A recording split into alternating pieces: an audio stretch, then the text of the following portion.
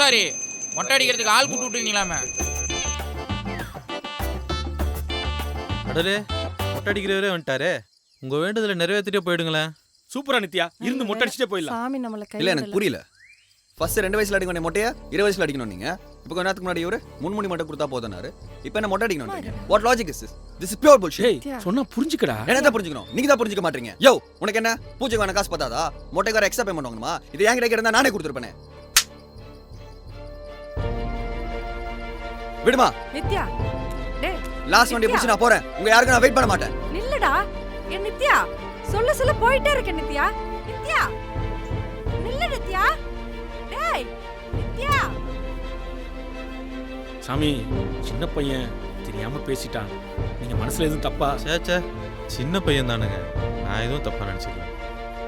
சாமி இப்போ என்ன பண்றது?